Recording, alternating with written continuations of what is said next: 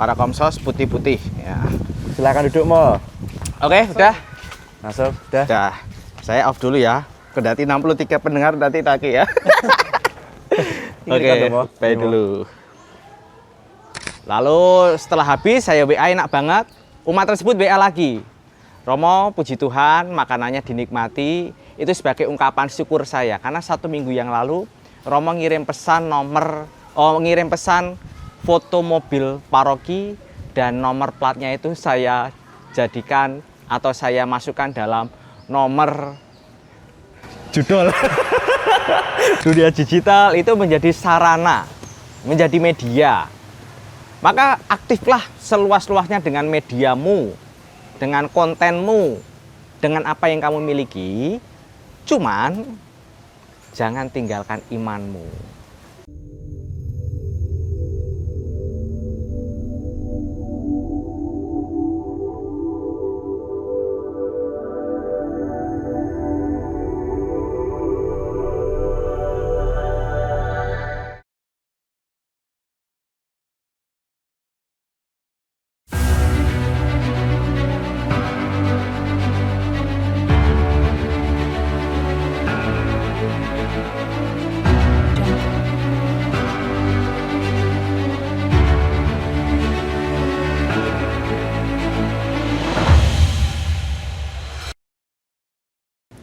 Romo Andri, salve berkah dalam. Salve berkah dalam, shalom untuk kita semua. Sehat Romo?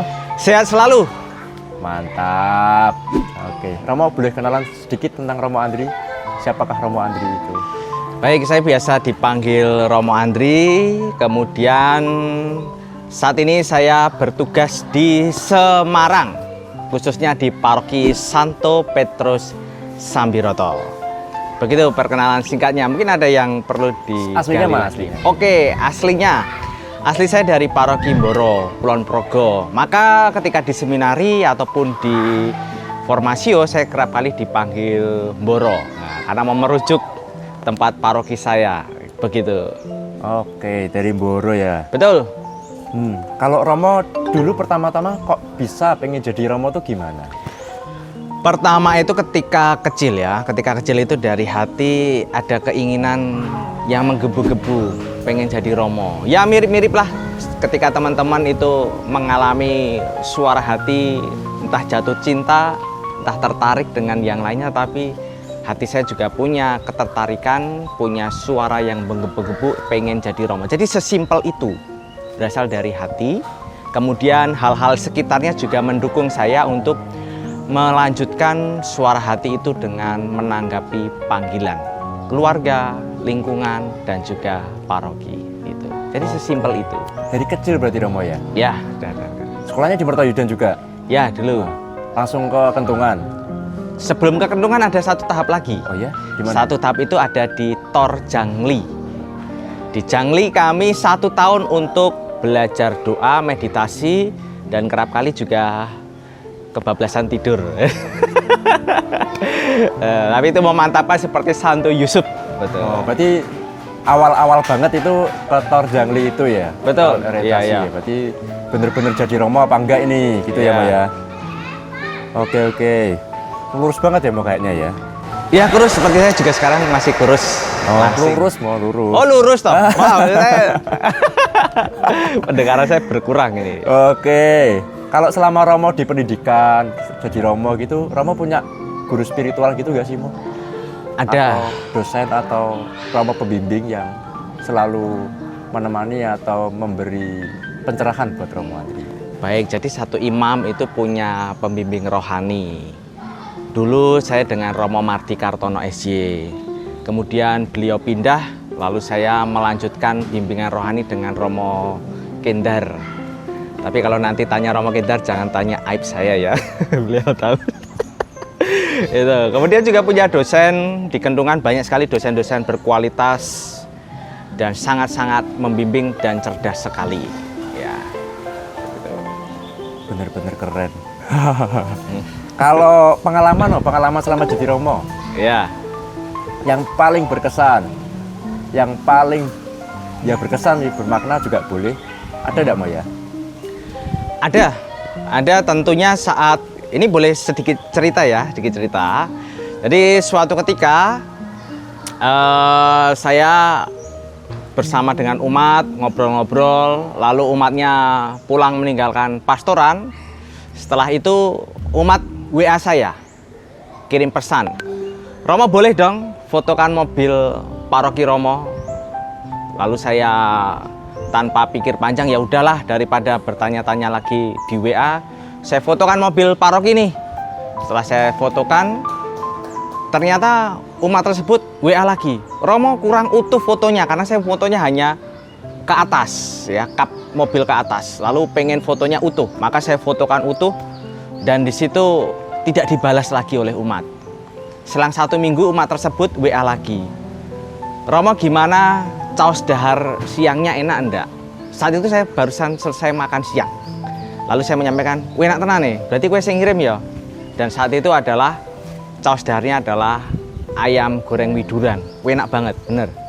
Lalu setelah habis saya WA enak banget, umat tersebut WA lagi, Romo puji Tuhan makanannya dinikmati, itu sebagai ungkapan syukur saya karena 1 minggu yang lalu Romo ngirim pesan ngirim pesan foto mobil paroki dan nomor platnya itu saya jadikan atau saya masukkan dalam nomor judul. Ternyata tembus dan ternyata berhasil, sehingga itu sebagai ungkapan syukur karena berhasil dapat hadiah. Lalu ungkapan syukurnya memberikan saya ayam goreng widuran itu. Dalam hati asem ki, dosanya dibagi-bagi, tapi ya paling tidak dia sudah mulai bertobat dengan bersyukur ketika ada sukacita. Tetapi saya mengarahkan ojo dibaleni meneh ya, siapa tahu nanti suatu ketika ketika ada uskup motret mobilnya uskup nanti dipasang nomor lagi. Itu sekelumit kisah menarik. Lucu banget ya, Mo ya. Oke. Ya, itu hoki Mo ya. Berarti Romo hokinya cukup tinggi kayaknya ya, Mo ya. Betul. Jadi Oke. ketika saya pergi ke rumah makan atau lainnya, ketika rumah makan itu sepi, biasanya kalau saya makan di situ lalu tiba-tiba ada pengunjung yang lainnya. Oke, di sini boleh share. Siapa tahu saya penglaris.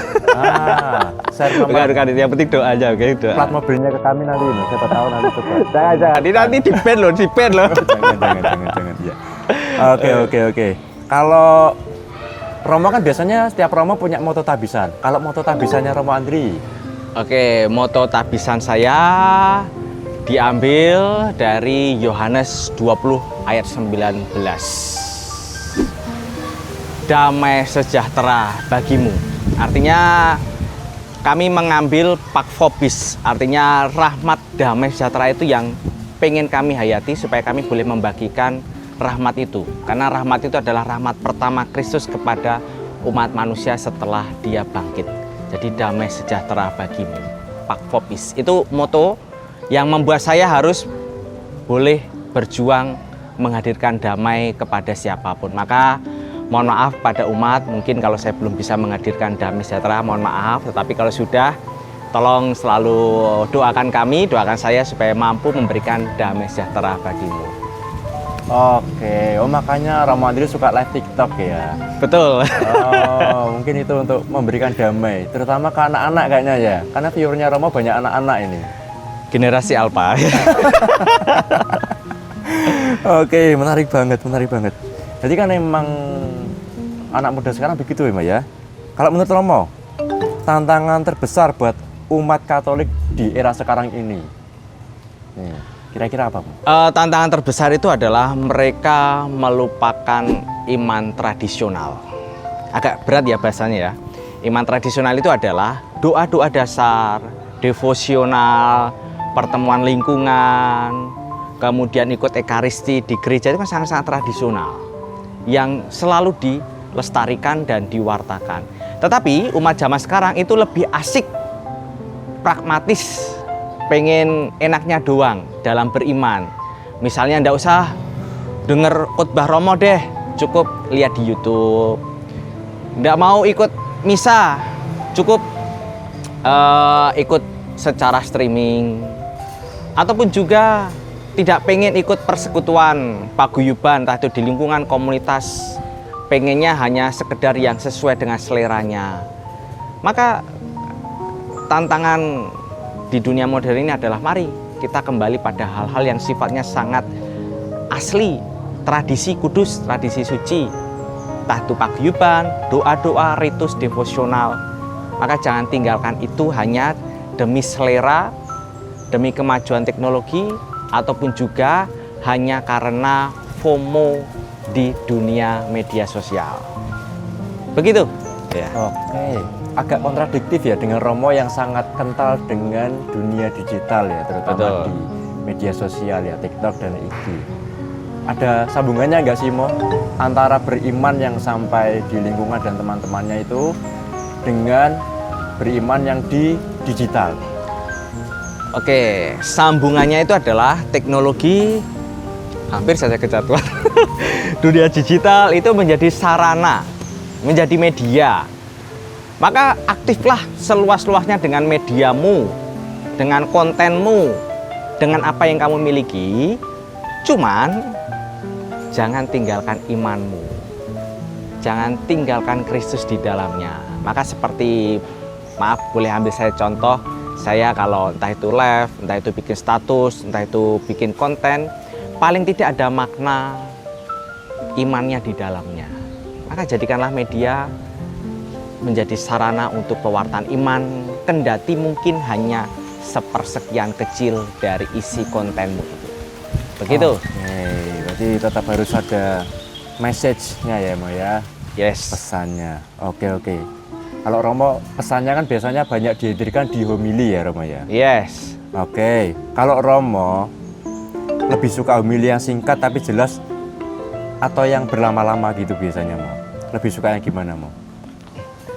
Kalau untuk di paroki, homilinya saya mengambil yang singkat, padat, jelas, tetapi ada segi edukasi katekese dan konteksnya juga ringan, ya. Karena orang ke gereja itu kerap kali sudah penat dengan kehidupannya. Ketika harus digurui, harus yang lainnya, malah mereka lari. Dan yang tidak boleh ketinggalan adalah ada selera humor di dalamnya. Humor bukan tujuan homili, tetapi humor menjadi jembatan untuk bisa membuat umat itu rileks memahami sabda Tuhan dan bisa mencernanya dengan lebih baik. Sisi-sisi ini yang kerap kali kurang begitu tertampakkan dari banyak imam. Segi humornya di situ. Bukan tujuan tetapi hanya sebagai cara untuk membuat sabda Tuhan itu bisa dicerna, dipahami dengan bahasa yang enak, baik, ringan oleh umat. Begitu mungkin singkat saja. Oke, ya berarti kurang lebih biar gak ngantuk tapi seger tetapi dapat sesuatu dari Tuhan ya Romo ya. Yes. Oke, kalau mau gitu caranya gimana Mo Romo kalau misal memikirkan homili gitu, ada tips dan triknya nggak Romo? Untuk triknya, pertama, homili atau khotbah itu harus menjadi hidupmu. Seperti Paus Fransiskus ya, homili pertamamu itu adalah teladan hidupmu. Dan teladan hidup yang seperti apa? Teladan hidup yang boleh mewartakan sukacita, kegembiraan. Ada humornya juga. Bahkan Paus Fransiskus itu menyampaikan, jangan sampai kehilangan humor dalam hidupmu. Maka hidupmu yang penuh stres, beban berat, kegalauan, kegundahan, jangan hilangkan sukacita, humor dalam hidupmu. Maka triknya tadi pertama, teladan hidup. Harus memiliki teladan hidup yang baik, sukacita. Yang kedua, carilah banyak pengalaman hidup, karena di situ menjadi bridging, jembatan yang bisa relate dengan sabda Tuhan. Yang ketiga, bolehlah berdiam dalam Tuhan, membaca dan merenungkan sabda Tuhan. Dan yang keempat, melihat apa yang menjadi kebutuhan umat sehingga nanti khotbah homilinya bisa relevan, efisien, dan bisa mendarat bagi umat yang mendengarkannya. Begitu kurang lebih sedikit. Oke, keren. Kalau begitu Romo, ini pesannya banyak tadi ya. Kalau menurut Romo, ada nggak sih Mo pesan buat umat Katolik ya, terutama buat anak muda nih, yang Romo kan banyak mengabdi anak muda. Ada nggak mau pesan-pesan buat mereka? Oke, untuk teman-teman muda, jangan lupa seperti sabda Tuhan, jadilah terang dan garam dunia.